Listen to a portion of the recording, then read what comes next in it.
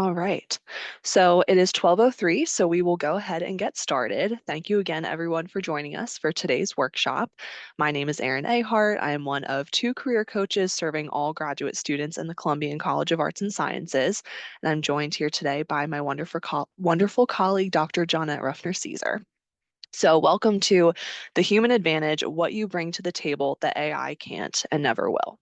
So this session is the sixth workshop in our Career Readiness Workshop series this semester.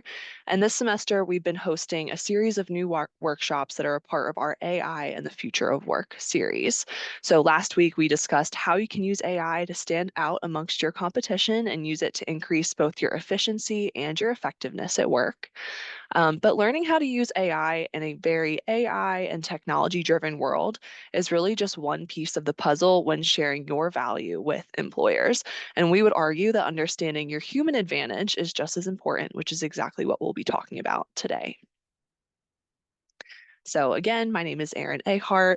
Johnette and I are both career counselors serving all graduate students in the Columbian College.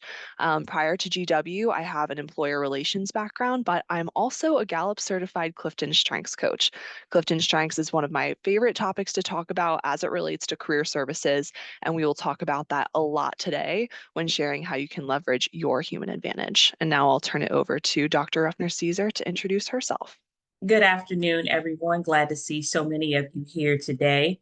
As Erin mentioned, I'm the other half of the CCAS Graduate Career Services team, and I've been with the department for 3 years. I also own a professional services agency where I primarily support mid to senior level career women through one-to-one career coaching and resume strategy guidance. And I use that information to support you as students. So hopefully, you can avoid some of the pitfalls that my clients experience. So glad to have you all here today, and I hope that you will definitely engage with us so that we can make this the most fruitful conversation possible. Great. And I do see a couple more awesome responses in the chat. Someone from the criminology program, the art therapy program, data science, and we have people here learning how to sell themselves when AI can do so much. I completely agree with that. How to differentiate myself from ChatGPT as a therapist, and wanting to learn how to land a job in this tough job market. And we will absolutely cover all of those things today. So moving on, what can you expect to learn from today's workshop? First, we're going to identify key human skills, empathy, adaptability, ethics, and creativity that machines absolutely cannot replicate. Discover your unique value proposition and how to express it in interviews and networking. Practice articulating your human advantage through storytelling and personal branding, and gain insight into how to align your personal values and purpose with your career goals. So we want to stop here and just share that don't be afraid, don't fear. You cannot be replaced by AI. So earlier I mentioned that last week's workshop was the future of work, thriving in an AI-driven world. So in last week's workshop, we discussed the very real challenges that we're facing in the workforce right now that are happening as a result of AI. And one area we discussed was how this is impacting entry-level roles. And specifically, people working in entry-level roles will need to use AI for the most part. Yes, we are aware that AI is replacing certain jobs that can be automated, but it's certainly not replacing all jobs. And one expert in this field who I met at the National Association for Colleges and Employers conference this summer shared that AI will not replace as many jobs as you think, but instead call upon entry-level employees to increase their productivity because they now have AI at their fingertips. However, there are certain jobs and certain human skills that AI will never be able to replace. Your human qualities that make us who we are as a species, as a community, will never be replaced by a robot. I know there's a lot of discourse out there, but researchers, companies, economists, expert in the world of work are saying that there are some things that AI just can never replace. So what are those human skills? So Forbes recently came out with an article that explained 5 human skills that AI can't replace. And some of these skills are ethical judgment and moral reasoning, empathy and emotional intelligence, creativity and vision, critical thinking and contextual judgment, adaptive learning, and resilience. And you can see the name of the article right there. I would encourage you to read that on your own time. But these are the things that AI will never be able to do, which we'll talk more about later. But Forbes isn't the only one that shares this viewpoint. Some of you may be familiar with the NACE career readiness competencies. So either by using the raise your hand feature or unmuting, who here in this workshop has heard of the 8 career readiness competencies before?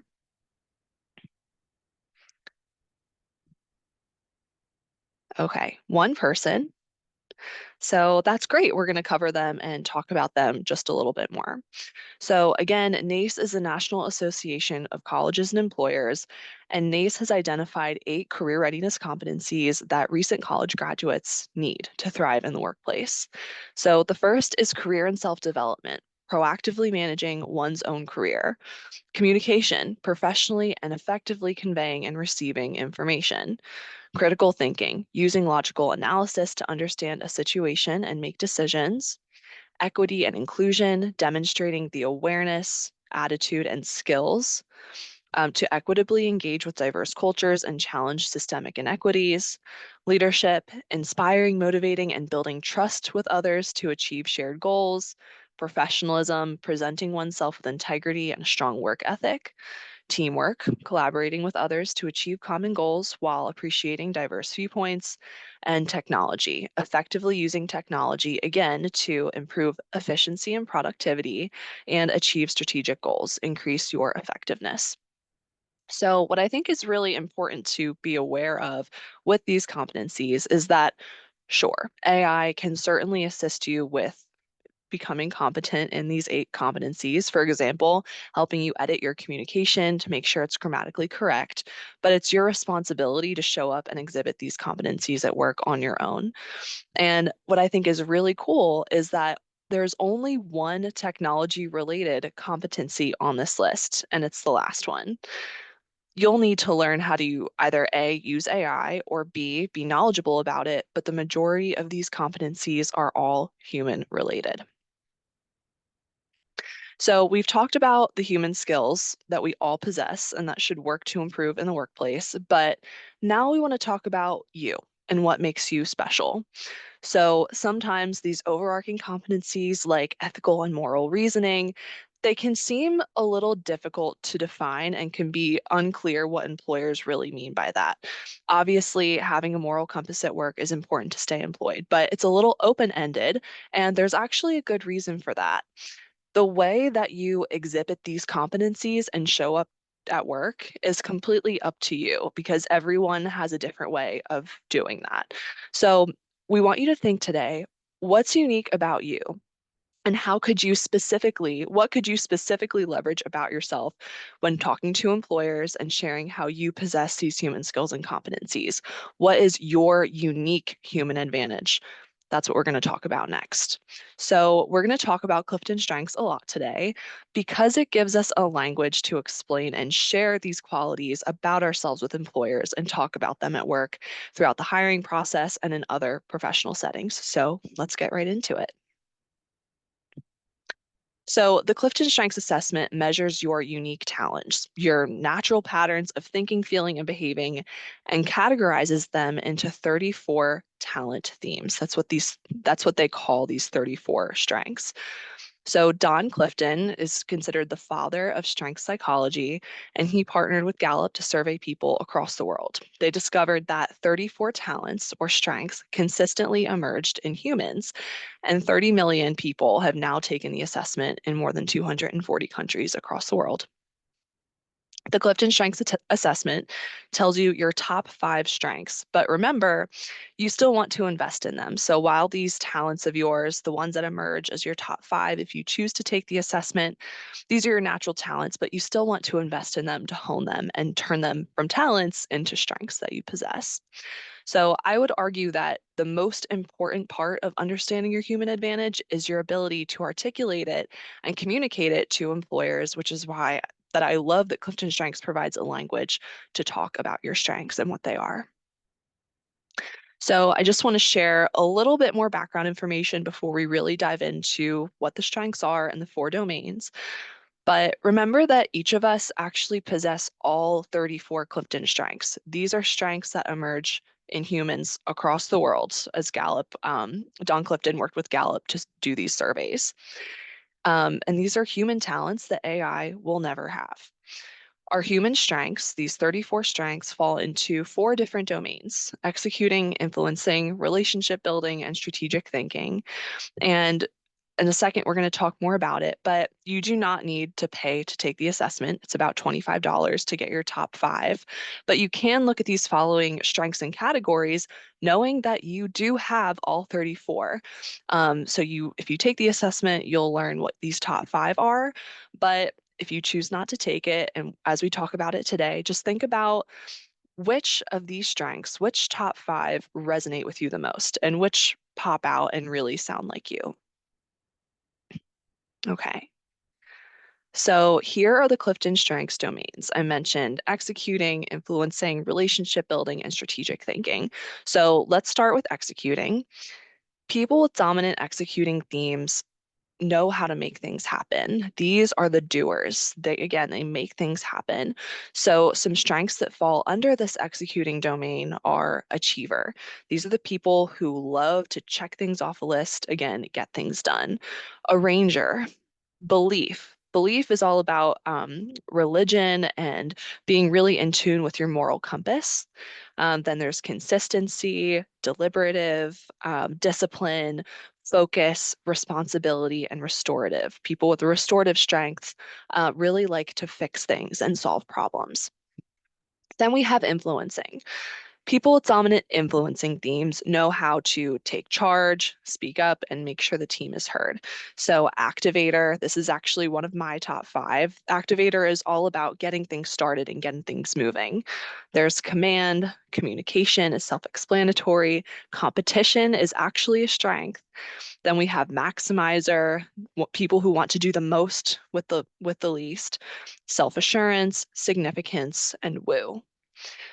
In relationship building, people with dominant relationship building themes have the ability to build strong relationships that hold a team together and make the team greater than the sum of its parts. And some of these strengths are adaptability, connectedness, feeling like everything happens for a reason, or feeling a deep connection with other people in your life.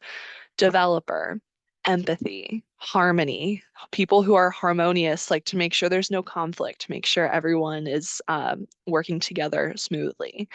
Includer, these people are really good at bringing others into the conversation. Individualization, positivity, and relator. People who have the relator strength really like to build deep, close friendships and relationships. And finally, we have strategic thinking. People with dominant strategic thinking themes help teams consider what could be. They absorb and analyze information that can inform better decisions. And some of these strengths are analytical. That's actually my last strength out of 34. I am not a strategic thinker, or not an analytical thinker. But then we have context. These people really like knowing what happened in the past that led them to where they are today. It helps them make better decisions. Futuristic, that's the opposite of context. These people love to think about the future. Ideation, input, intellection, learner. Learners love to learn a lot about a broad range of topics. And then strategic. So in a second, Johnette and I are really going to dive deeper into what these domains really are and talk about some strengths of ours that show up and how we articulate them. And then we're also going to have an activity later on where you all get to really think about and reflect on how these strengths show up for you. But for now, I again want to tie Clifton's strengths back to the human skills that Forbes has identified for us that we talked about in the beginning. So what's really interesting is that these five human skills that AI can't replace that Forbes identified, there are certain Clifton strengths that back those up and tie into each of these competencies. So for the first one, ethical judgment and moral reasoning, belief. These people usually have strong religious beliefs that guide their moral reasoning. Responsibility is another strength. So, responsibility is really one's innate sense of doing what's right. They feel like they have a responsibility to do the right thing and get the job done. So, that leads into ethical judgment and moral reasoning. Then we have empathy and emotional intelligence. Then there are strengths in the relationship building theme, like empathy, relator, building those deep relationships, and includer, bringing people into the fold if they're left out in a team.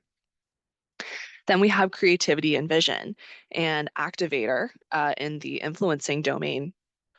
These people are really driven. They're excited about their ideas. They're creative, and that's why they want to get these projects started. People who are futuristic are thinking about the future, they have that vision, and people who are strategic are really good at thinking about what's the best way to solve this problem and move our goals in the right direction.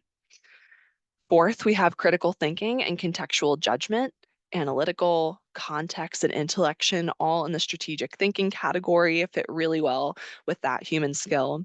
And then finally, we have adaptive learning and resilience. So, adaptability, learner, discipline, consistency, these are all skills that help us learn and keep pushing on and feed into our resilience. So I just thought that was really interesting that these are all separate studies and all separate ways of thinking about human skills, and yet they all go together and they all share something in common. So now I'm going to turn it over to Dr. Ruffner-Ceaser to wrap us up and talk about what AI absolutely can't do, and then we'll dive into the domains and share more about our own Clifton strengths.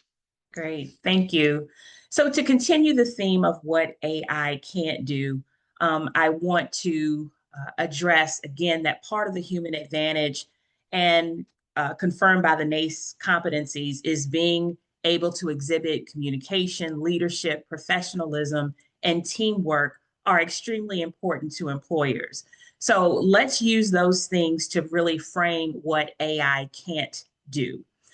AI can't respond to ethical dilemmas based on an internal moral code. Only you have a human moral compass and real opinions about how to handle life situations, even as it relates to your career. So, for instance, one of the most popular interview questions is describe an ethical dilemma or challenge that you faced and how you handled it. Only you can answer that question.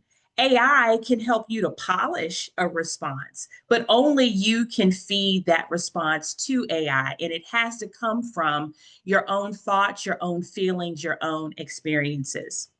Next, AI can't have real empathy, emotional intelligence, or build real workplace relationships. The bottom line is our vulnerability, understanding human emotion and connection to human experiences and challenges is what allows all of us to bond with each other. So, for example, when we see someone being excluded from a team at work or someone being shut out of a meeting, AI can't address that. You have the ability to be the includer or the relator. That's one of the two themes of Clifton Strengths. AI can't relate or can't create new ideas on its own. Every morsel of information provided by AI was taken from someone else and is a combination of others' ideas. So your ideas and vision are your own. And as powerful as this technology is, it was created by a human. Next, AI can't possess self awareness and consciousness. Self awareness involves an understanding of one's existence, thoughts, and emotions, which AI cannot achieve. AI systems do not have an internal sense of self or the ability to reflect on its actions. I don't even want to use words like there. It's a tool, and I think that's important to really concretize in our minds. Next, AI can't possess the human spirit that makes another person feel special, to feel seen or heard. There's a saying, if you all are familiar with Maya Angelou, she said, people will forget what you said and what you did, but they will never forget how you made them feel. AI doesn't have the ability, I don't think, to create a real human emotion within from human to human. Next, AI can't mimic some of the traditional skills that employers look for, like resilience and motivation. And to sum this up, I the way that I think about all of this is that AI is transactional. Humans are transformational.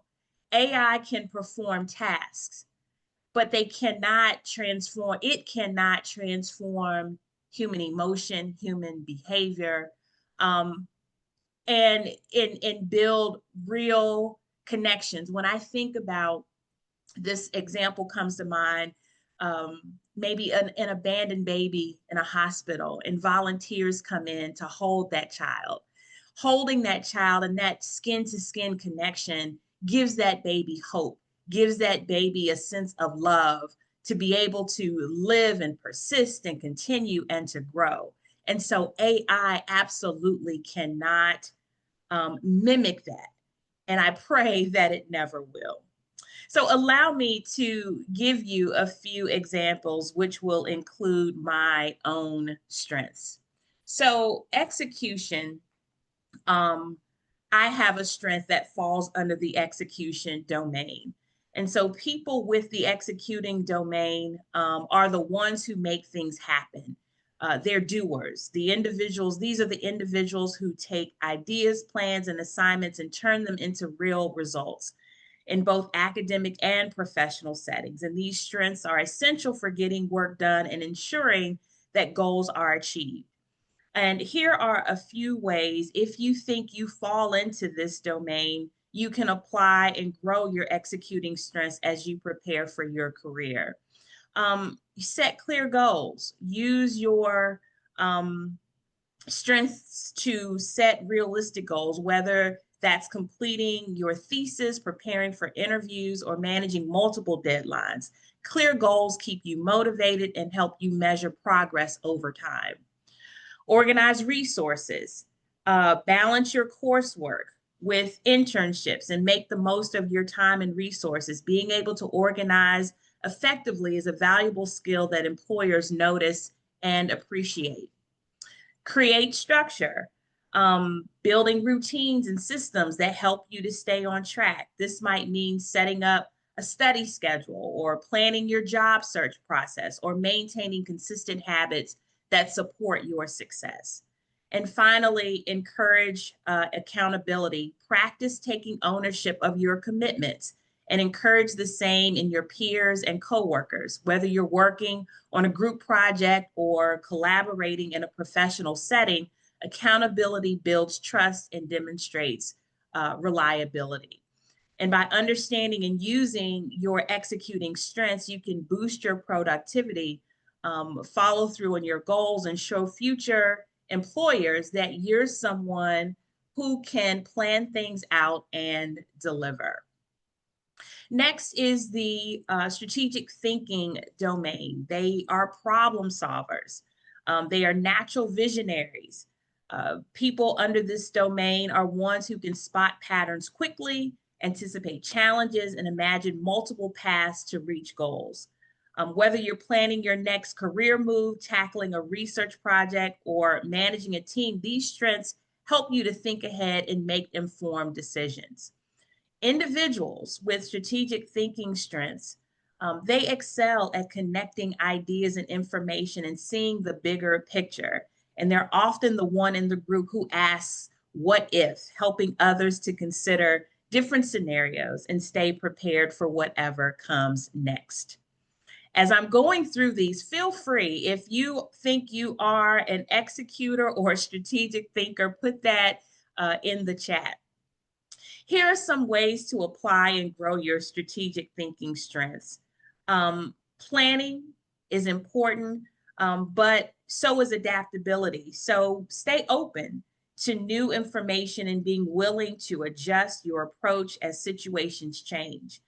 In your career, this flexibility helps you to navigate uncertainty and to seize new opportunities.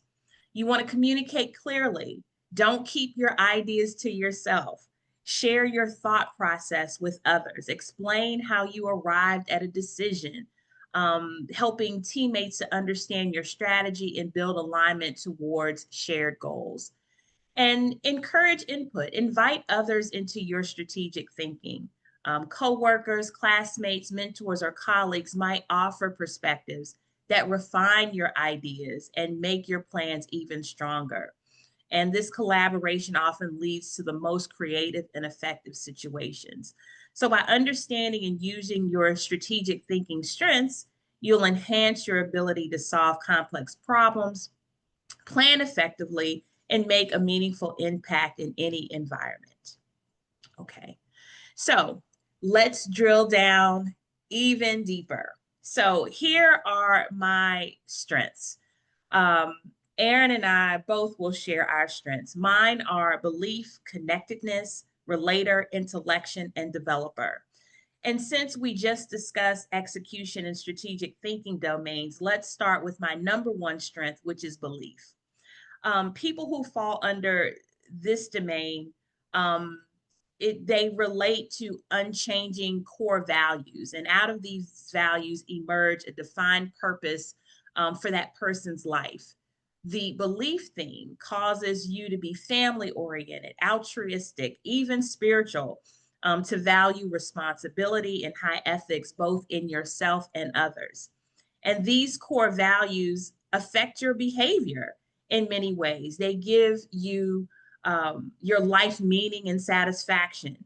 And in your view, success is more than money and prestige. And they provide you with direction, guiding you through the temptations and distractions of life towards a consistent set of priorities. Your friends call you dependable. Your belief makes you easy to trust. It also demands that you find work that meshes with your values, and your work must be meaningful. It must matter to you. So, if you think belief is your theme, please put that in the chat if this sounds like you. My next strength, which is my fourth strength, is intellection, which falls under the strategic thinking domain. Individuals in this category like to think. You like mental activity. You like exercising your muscles of your brain, stretching them in multiple directions. This need for mental activity may be focused. For example, you may be trying to solve a problem or develop an idea or understand another person's feelings. The exact focus will depend on all of your other strengths. On the other hand, this mental activity may very well lack focus sometimes. The theme of intellection does not dictate what you're thinking about. It simply describes that you like to think. And you are the kind of person that enjoys time alone because it's your time of reflection and introspection. And in a sense, you are your own best companion. Again, in the chat, if intellection sounds like you, please put that in the chat. Okay. And my final two strengths are connectedness, relator, and developer. In the connectedness category, you believe things happen for a reason. And people in this category are sure of it because we believe all things are connected. We're individuals, but we feel that we are a part of something larger. And we gain confidence from knowing that we are not isolated from one another. If you are a relator, you are pulled towards people you already know. And we don't necessarily shy away from meeting new people, but we derive a great deal of pleasure and strength from being around close friends. We're comfortable with intimacy. And once the connection has been made, we deliberately encourage a deepening of that relationship. And we want to understand the feelings of others that are close to us, their goals, their fears, and dreams, and we want them to understand us as well. And finally, developer. Developers can see the potential in others. In your view, no individual is fully formed. We see each individual as a work in progress. We interact with each other. Our goals are to help them experience success, and we look for ways to challenge them, and we devise interesting experiences that can stretch them and help them to grow. If that's you, put that in the chat as well. So based on these strengths, it's clear that I'm very relational and I have strong beliefs and I think a lot, maybe sometimes too much. But all of them work together. When I was in the 9th grade, we completed an assessment in our English class that helped us to see these types of professions, see the types of professions that best suited us. And for me, it was always teacher, counselor, mentor. And I wish I had remembered that and known about Clifton's strengths when I was a young professional, especially during times when I was unsure about my career path. And now I can see the path I was led to and ultimately chose has always been aligned. And in some ways, my career, I believe, chose me. And knowing that even as a seasoned professional brings a certain peace. From college to present day, I've served as a teaching, coaching, mentor capacity. I was an RA. I was a lead student trainer in the admissions department at my university. I worked in higher ed in student services for 16 years. I've worked in an education nonprofit, and as an entrepreneur, I'm a trainer, coach, and counselor. So you can see how it all kind of comes back. And I'm not saying Clifton Strengths is the end all be all. I'm not even necessarily promoting Clifton Strengths, but I'm saying this is a tool, and there are many other tools that can support you with helping, with making sense of it all, especially if you're looking for clarity and a sense of direction. And maybe you're in a situation where, particularly, if you're driven by mission, not necessarily a paycheck, like I am, and you're connected with others who think otherwise, that you should be pursuing something else, at least you have something to go by. There's a model that you can use to help you to move forward in that vein, and maybe make you feel better and have more strength around owning that part of yourself. So as I close, in this role as a career counselor, I see even deeper connections. For example, Erin and I's collective strengths and values were placed in our career services strategic plan that we created. CCAS Career Services has only been in existence for 3 years, so we have been developing this department as we go. And the components that we have incorporated in the strategic plan in terms of how we will function are based on care, support, growth, and determination. AI can't do that. Only humans can create that. And these values will carry on way beyond the time that we're here. Also, the way that Erin and I work together, mutual respect and support. AI can't do that. How we support you, students and alumni, through one-to-one career advising. For those of you that have met with either one of us, we hope and trust that you have felt cared for, supported, that we've helped you to grow, we've helped you to be determined. And so we want you to feel that. And I will also share that your strengths can show up in your resume. So I've been here a little longer than Erin, and we were looking for someone to fill her position. When I saw her resume, I immediately said, this is our person, because it was clear that she understood the assignment, right, in terms of what was needed in this role. But the word usage, and I always say that resumes are like songs or books. Whatever the writer was feeling at the time that it was composed or written is what the reader will feel.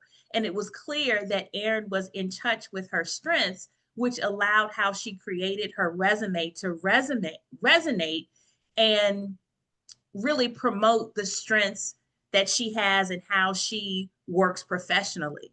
And so I will say the same for you, that as you get in touch with your strengths, as you are introspective and moving forward, that those human strengths will resonate in your interviews, in your resumes, in your teamwork, in how you relate to anyone personally and professionally. So these things, what I've just shared, cannot be mimicked by AI. Your strengths matter, and you do have the human advantage. And now I will allow Erin to share her strengths. Awesome. Well, I echo everything that Dr. Ruffner-Ceaser just said. I thought that was perfectly put. So I'm going to cover the relationship building and the influencing domains because those are the domains where my top 5 strengths fall. My top 5 strengths are empathy, connectedness, communication, activator, and woo. So, in the relationship building theme, you already heard some amazing examples from Dr. Ruffner-Ceaser about her relationship building strengths. And I think a good way to describe this theme is these people are the connectors. They connect with people and they connect people together. They bring people together. So the relationship building domain encompasses strengths that revolve around the ability to build strong relationships that hold a team together and make the team greater than the sum of its parts. People with the relationship building theme really believe that we are better together. Again, something that AI can't do. So, relationship builders, these people are essential for building strong workplace relationships. This theme is essential for collaborating effectively and understanding the thoughts and feelings of those you work with. And I think really great ways to leverage this strength are to accept and seek to understand others' unique contributions. We're able to build stronger workplace relationships when we understand how other people work. And so if you can learn what someone else's top 5 Clifton strengths are, that will really help you to understand how can we best partner together and build off of and make each other stronger because of the different strengths that we bring. The second way you can leverage this strength is to identify opportunities to collaborate with other people. And finally, find ways to connect personally and professionally with colleagues. And so next, I'm going to talk about the influencing domain. So the influencers, this is, it's the same thing as saying influencing, but I put it there because I think when we think of influencers, the first thing that at least comes to my mind are online social media influencers. But I strongly believe that all of us can have influence and be influencers at work through spreading and sharing our thoughts and ideas, through sharing why you're so passionate about a project. And people who are influencers, they really have strengths that revolve around how to take charge, speak up, and make sure that the team is heard. So these people are essential for effectively communicating the needs of the team. um, People with the influencing category and having these influencing themes, this is a critical part of self-advocacy at work and team advocacy, sharing how the team can move forward and what the team needs to be successful. These people are not afraid to speak up. So if you're someone who resonates with this theme, and again, we encourage you to keep putting in the chat, yes, I identify with this domain. How you can leverage this strength is by voicing your thoughts and opinions when they support your work and the team's goals. You don't always want to be the one sharing. You want to, pick what's most important to you to share. But you're the one who has the courage and the drive and the power to speak up. So use that voice. Invest in your confidence and your leadership abilities. But finally, don't forget to uplift, include, and support others as you move towards your goals. So I'll share as someone with 3 influencing strengths in my top 5: activator, communication, and woo. I am so driven and so excited by these goals and vision that I have about how to make career services better for our graduate students that there is a danger if I lean too much into those strengths of leaving people behind who don't share that same strengths profile. So with these people who are so go, go, go and so moving towards their goals, it's really important to bring others with you and lift them up. And don't forget that other people bring really valuable strengths that just are different than yours and serve the team differently. And this doesn't just go for influencers, but it goes for everybody. So, I want to talk about one of my strengths in the relationship building domain and one in the influencing domain. So, empathy is my number one strength. That is in the relationship building. And people with empathy, it really feels like they have a sixth sense. You feel like you can feel what others feel. As a career coach, I've had to learn to work with this because sometimes when students are going through difficult situations, oh my gosh, I feel like I'm right there with you. That can be a good thing, a great thing. I also understand a complex range of emotions. These people are emotionally intelligent, have strong care and concern for others because they can feel those emotions deeply. They have the ability to build incredibly deep relationships because of that. They excel at providing comfort and support, and others often feel understood. And I found that other people trust me as someone they can be vulnerable with and someone who they can confide in because I understand where they're coming from. So that's how empathy shows up for me. Really find it helpful when connecting with my students. And it also, I found, has allowed me to be vulnerable and share, for example, in our interview with Ease workshop, I always share that I'm passionate about providing interview advice because, like everybody else, I have had what I call an interview fail. I am not shy about sharing that embarrassing interview experience that I had, and I think it helps people feel more comfortable knowing that everyone has gone through the same thing. So, in the influencing domain, my fifth strength is woo. And people with woo have what Clifton Strengths calls a social spark, or the natural talent to quickly meet people and break the ice. So while the relator strength in relationship building is all about those close, deep relationships that Dr. Ruffner-Ceaser talked about, woo is really at the start of the relationship. I'm good at starting these relationships with people. Um, I enjoy the challenge of turning strangers into friends. I love making new friends. That's a part of why I love living in DC. There are so many people here to get to know. Naturally charismatic and bring energy to a room. The ability to adapt to a wide range of social situations is really helpful in networking situations. Rarely at a loss for words. I am a talker, but that is a strength. And then I prefer having many relationships over a close few ones. I love having, I have my best friends, but I do love knowing a lot of different people and being able to tap into that social network. So the other strengths that I haven't talked about yet that I have are connectedness, communication, and activator. So connectedness is my number two. And when I took the Clifton Strengths Assessment, I took this back in either 2019 or 2020. Um, and this was, well, I'll share. A lot of what inspires my work today is my family.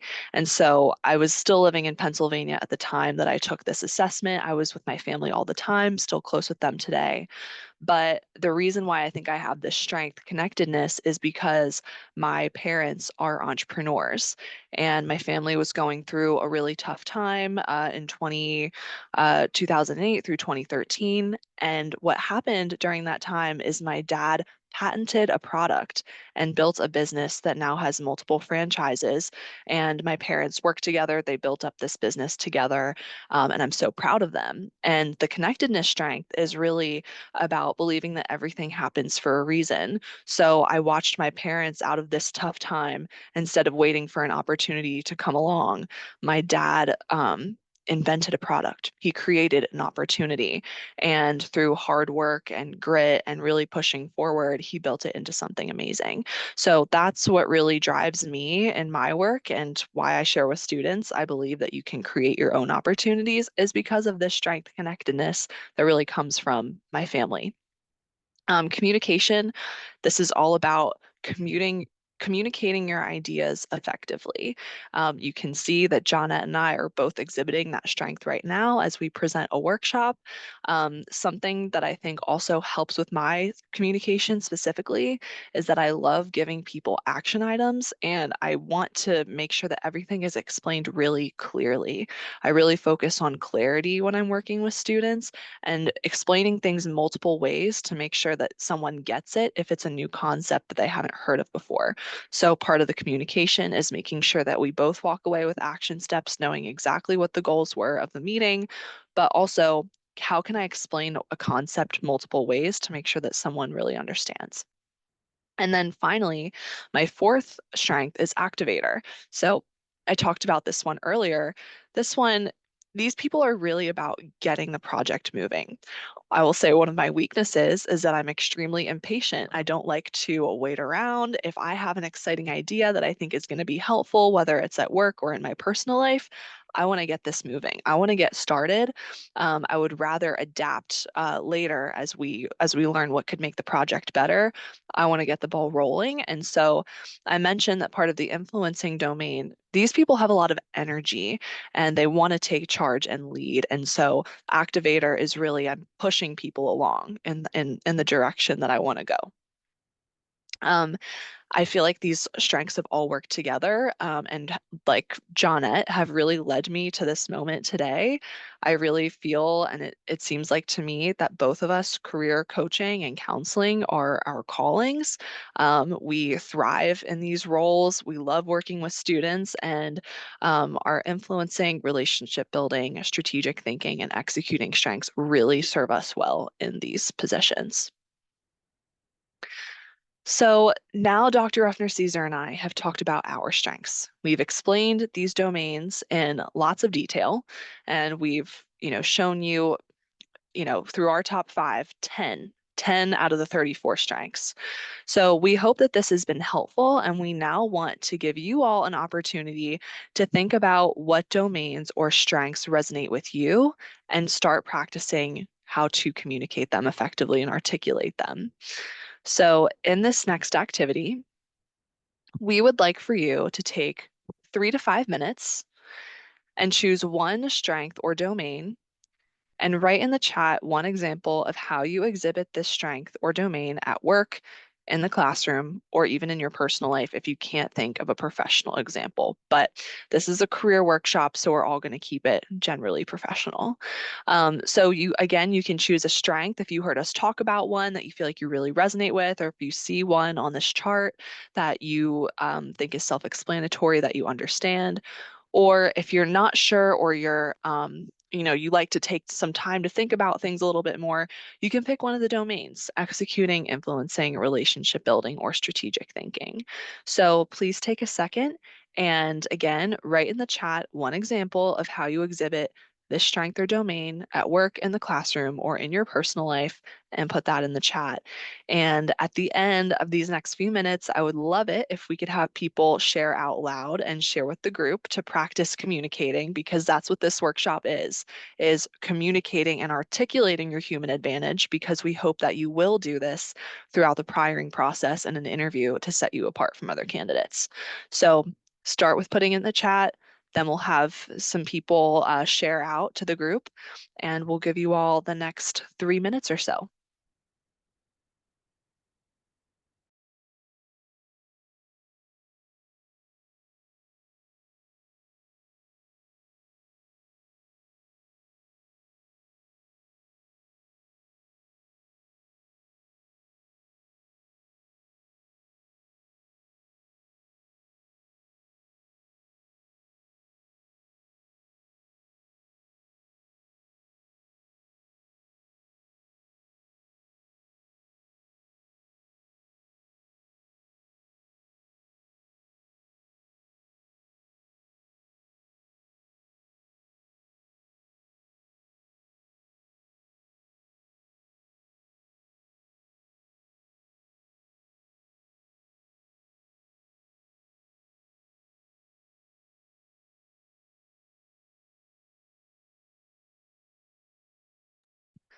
And it doesn't have to be a full paragraph or a long, drawn out thing. It can just be 1 or 2 sentences.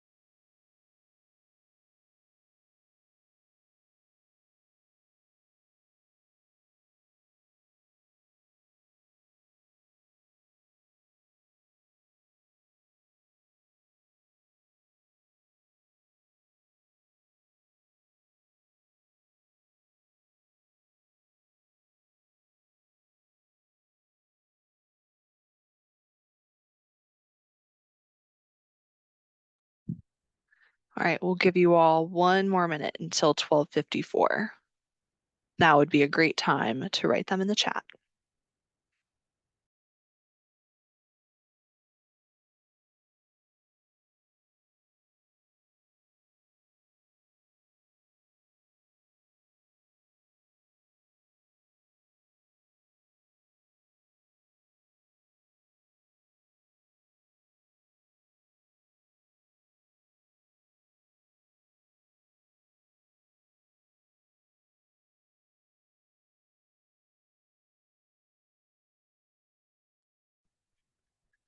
Okay, so we've gotten a couple responses.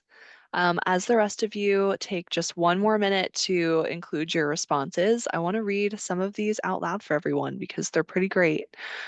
So we have someone who says, I feel like I'm more of a strategic thinker at work.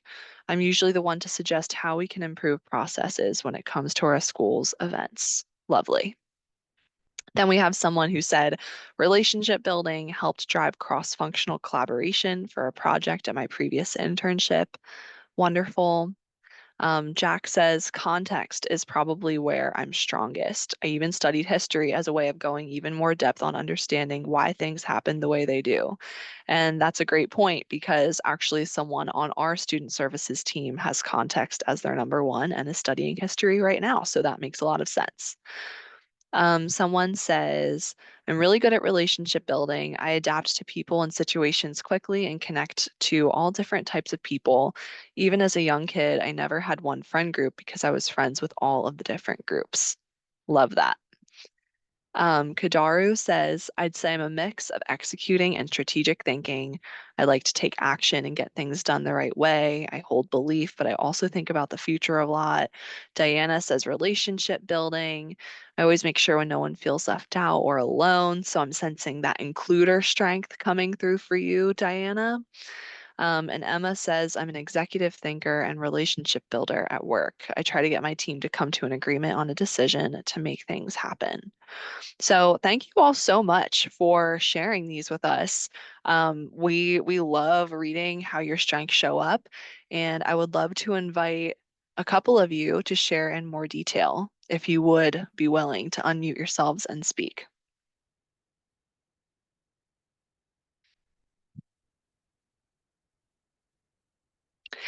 Is it Anji Shnu? I'm not sure if I'm pronouncing your name correctly, but would you like to share more about that cross-functional collaboration in your internship? Sure. Sorry, Mike. Not in a place to share my screen right now, but No happy to talk about worries. it. Yeah, I was in a tech team, and there was like I come from a people analytics, people science background, and that team had engineers, data scientists, people from varied backgrounds, and they were not traditionally very open to collaborating. And you know how it happens in tech teams, they sometimes struggle sharing too much too early. And I, Hmm. being the intern, just decided to play my intern card and just went and talked to everybody and asked a lot of questions. And that actually helped drive that project forward and really brought everyone together on a united front. And later on, when I was being evaluated, they told me that my relationship building skill was one of my key strengths. So I thought I'd highlight that here. I love that. That would be such a great example to share in an interview, not just for the what are your strengths and weaknesses, but for any STAR method example, any behavioral interview question where you're asked about a past situation.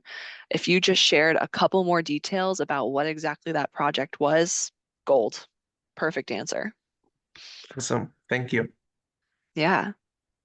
Johnette, were you going to say something? Yeah, I was just going to say exactly what you said, and just the power of as each person looks at their own, what they put in the chat, and as others read, um, it might be a good idea to copy and paste what you wrote so that you can have it as a note for yourself for interviews, for networking events, for your resume, so that you don't forget this. And our hope is that maybe you felt all of the things that we've talked about, but you didn't have the language to communicate it. And now you have all of this great language that you see here on the screen that you can now use in various professional settings. So I really love that you all have shared what you shared in the text, in the Great. chat rather. I would love to hear so many more of you share aloud to the group because that was such a great example that was shared. However, I am mindful of your time. I know it is the lunch hour. We're getting close to 1 p.m. So we want to wrap up this session, and then Johnette and I will stay on for a few more minutes to answer any other questions that you have or clarify some things. But in conclusion, you have a unique human advantage that AI can never replace. We've mentioned the Forbes article, the NACE competencies, the 34 Clifton strengths that are backed by research and the assessment that's been taken by 30 million people in 240 countries across the world. You have such a unique human advantage that you can use to show up well at work and explain throughout the hiring process to your employer. Johnette and I can both meet with you one-on-one to talk about what makes you special and what makes you stand out and how to articulate that. So you want to make sure that, okay, now I know what my human advantage is, but how do I communicate that to employers? So that's what we can work with you on in a one-to-one appointment. Remember, you do not need to take the Clifton Strengths Assessment, but if you would like to, it's $25 and you can either get the book on the right-hand side of the page or you can click the link that's below. And I will be posting the recording of this workshop on YouTube where you can access the link and everything that was shared in this workshop. So thank you so much for sticking with us to the end. We really hope you found this workshop helpful. I'm going to go out on a limb and say that I think this is the most powerful workshop that we've delivered this semester because we know how important your human skills are in the workforce. We really believe that.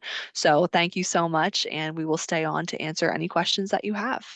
And one last thing before you all go, please join us on November 5th for Beyond the Job Hunt, Entrepreneurship as a Path for Career Success. Erin and I mentioned it slightly, the theme of entrepreneurship. So it's not just talking about that as an option for success, but entrepreneurial thinking, which falls into vision and creativity and flexibility and being a problem solver. So be sure to come back on the November 5th at noon.